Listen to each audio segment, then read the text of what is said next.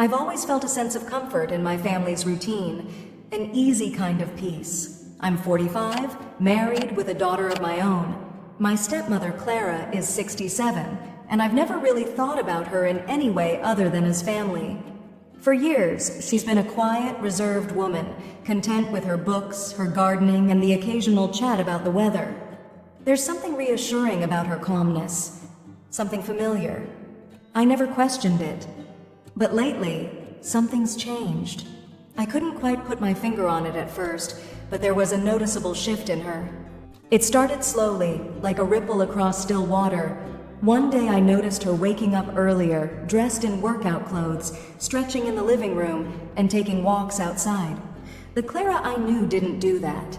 She didn't care for exercise, didn't have much interest in anything other than her comfortable routine. But now, she seemed different. More awake, more alive. It was subtle at first, but I couldn't ignore it. She seemed to have this new energy, this renewed spark. I had to admit it. She looked younger, not just in the way she dressed or carried herself, but in her face. Her skin had a glow to it that hadn't been there before, her posture straighter, her eyes more alert. I caught myself looking at her sometimes, really looking at her. I found myself noticing the way the light hit her hair, the way she smiled a little more confidently now, the way she laughed. A bit louder, a bit freer. It wasn't just that she was physically more attractive. There was something about her presence that demanded attention. It was magnetic, almost like she was tapping into something she hadn't before. And then there was her mind. The books she used to read were always the same. Quiet, thoughtful novels, the kind of stuff that never challenged her. But now she was reading these books that talked about personal growth, self-improvement, even philosophy. I'd come downstairs some mornings to find her sitting with a cup of coffee, her nose buried in one of those thick self-help books, underlining passages with a red pen. She'd tell me about them as I made my own coffee, speaking with a newfound enthusiasm about the concepts she was reading, about how she was working on herself. At first, I wasn't sure if I was just noticing these changes because I had too much time on my hands, or if Clara really had transformed so dramatically. But it was undeniable. I found myself drawn to her in ways that unsettled me. I had always been fond of her, in a familial sense, but now there was something else there. Something more complicated. Every time she spoke, I couldn't help but feel captivated by her, by the newness of her. I found myself hanging on every word, not just because she was my stepmother, but because there was something deeper, something seductive about the way she carried herself. It wasn't just the physical changes, though they were hard to ignore. It was the new clarity in her eyes, the confidence in her voice, the way she seemed to command attention without even trying. I didn't want to acknowledge it at first. I told myself I was just imagining things, that I was reading too much into her transformation. But the more time passed, the harder it became to deny. There was something about Clara now, something that had shifted not just in her outward appearance, but in how she made me feel when I was near her. I tried to brush it off, to focus on my own life, my own marriage, but every time I saw her, I felt that undeniable pull. And then, one day, as I sat across from her at the dinner table, watching her laugh at one of Michael's jokes, I realized something that stopped me cold. Clara wasn't just my stepmother anymore. She wasn't just the woman who had married my father years ago. She was someone entirely different. Someone who, for the first time in my life, I saw as attractive. It was like waking up to a new reality, one I hadn't expected and wasn't sure how to deal with. And that's when I knew something had shifted for me too. But I couldn't put it into words. Not yet. I wasn't even sure what it meant. But I knew, deep down, that this change in Clara had awakened something in me I wasn't prepared to face. As the weeks passed, it became harder and harder to ignore what was happening between Clara and me. I couldn't help but notice how my feelings for her began to shift. It wasn't just about the physical changes she'd gone through, though those were undeniable. It wasn't just the way she looked now, so much younger, so much more vibrant. It was the way she carried herself, the way she spoke, the way she made everything feel so effortless yet profound. It was magnetic, and I felt myself being drawn to her in a way I never expected. It wasn't just the quiet moments we shared over coffee anymore, or the casual chats about her latest book. I found myself thinking about her when she wasn't around, replaying moments in my head. Her laughter, the way she brushed a stray lock of hair behind her ear, the way she smiled at me with those eyes that had always seemed so distant, but now held something I couldn't quite place. There was a confidence in her now, a calm sense of self-assuredness that made me feel both fascinated and, if I'm honest, a little unsettled. Every time we had family gatherings, I couldn't help but watch her more closely. When she moved across the room, her movements so graceful and sure, I felt my heart beat a little faster. Her energy seemed to fill the space, and I found myself watching her with a kind of intensity I hadn't realized was building up. I didn't know what it was, this pull I felt toward her. It wasn't just admiration, although I admired her more than I could say. It wasn't just a fleeting attraction either, though there were moments when I caught myself staring at her, feeling a deep stir in my chest. It was something deeper, something more dangerous, something I didn't know how to handle. One afternoon, we were sitting outside together, enjoying the warmth of the sun as Clara shared more about her latest book. She looked different, her face glowing with excitement as she spoke. There was something in the way she spoke now, as though she had lived 100 lives and could speak with such wisdom. I found myself hanging on every word, drawn to the sound of her voice, the rhythm of her laughter. I wasn't just admiring her anymore. I wanted to be near her. I wanted to be close to her. The more time we spent together, the harder it became to ignore what I was feeling. Every touch just a bit longer than it should. She would rest her hand lightly on my arm when she passed by, or occasionally touch my shoulder when she spoke to me, and it felt different now. I couldn't explain why, but those small touches, those little moments of contact, made my heart race. I tried to shake it off, to convince myself that I was imagining things, but the truth was clear. I was becoming attracted to my stepmother in a way I shouldn't be. And what made it worse was that I didn't want to stop. When she would laugh or when I saw her so lost in thought, I couldn't help but feel this intense pull toward her. It was like I wanted to be a part of whatever it was she was feeling, her new sense of purpose, her newfound confidence. There was something so captivating about her now, something that made me feel like I was seeing her for the first time. And that thought, that realization, terrified me. I wasn't just seeing her as my stepmother anymore. I was seeing her as a woman, as someone I found beautiful, someone I wanted in a way I couldn't even begin to understand. There was one evening when she invited me to join her for a walk around the garden, just the two of us. The air was warm, the scent of jasmine and fresh grass filling the space around us. We walked in silence for a while, our footsteps soft on the gravel path, until she turned to me with a soft smile, her eyes glowing in the fading light. It was in that moment that I realized just how deep my feelings had become. I was no longer just her daughter-in-law.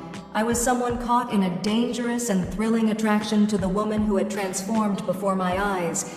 And as much as I tried to push it away, to pretend it wasn't there, I knew this feeling, whatever it was, wasn't going away. It happened one evening when we were alone in the living room, the house quiet. The faint sound of rain tapping against the window. I had been sitting by the fire, absent-mindedly flipping through a magazine, when Clara walked in, her usual graceful stride making her presence known without a word. She had been reading another one of her books, the kind of self-help, introspective works that had become her new obsession, and I couldn't help but notice how much she had changed. Her posture was different, more confident. Her mind seemed sharper, her thoughts more profound, and somehow, everything about her felt both comforting and foreign to me all at once.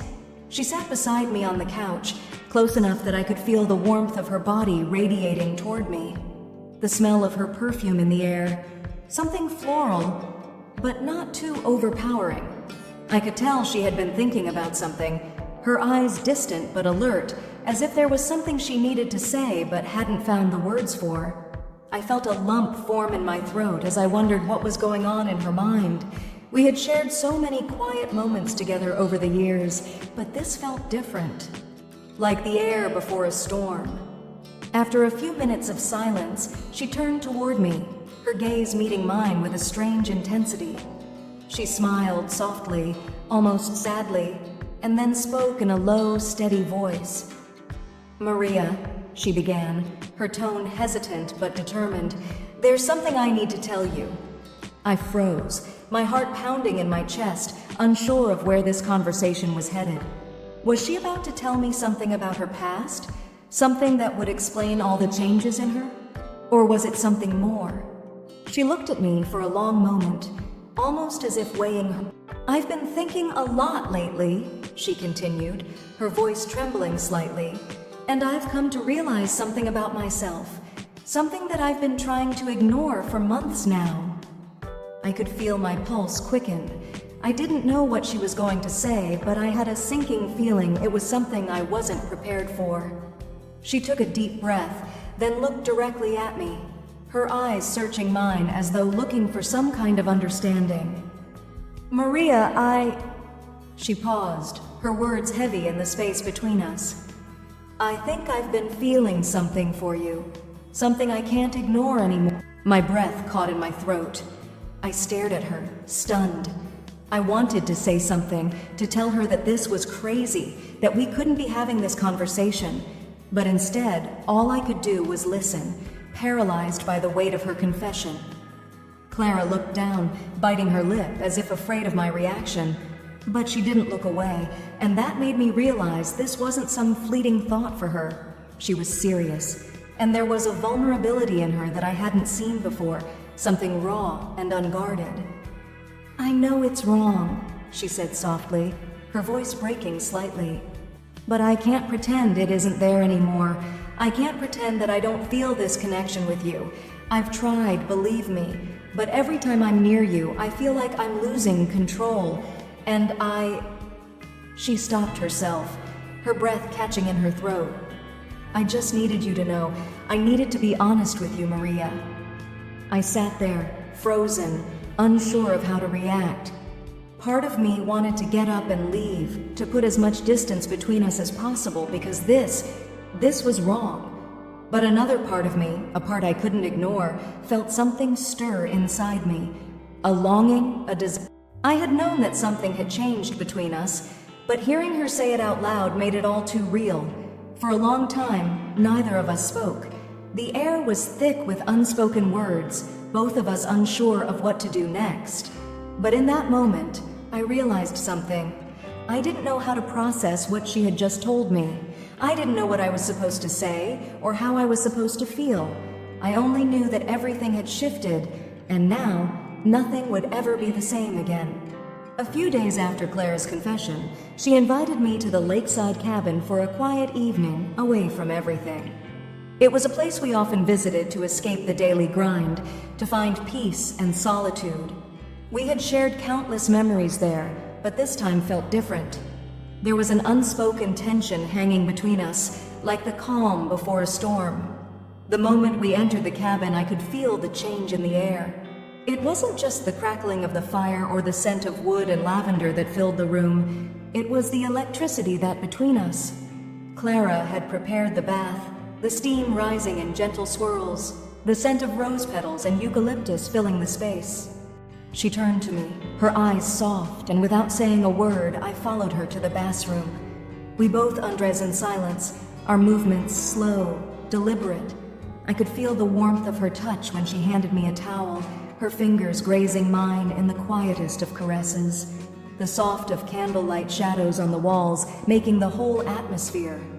As we settled into the large round tub, the warm water enveloped us, calming our muscles, but it wasn't enough to soothe emotions inside me.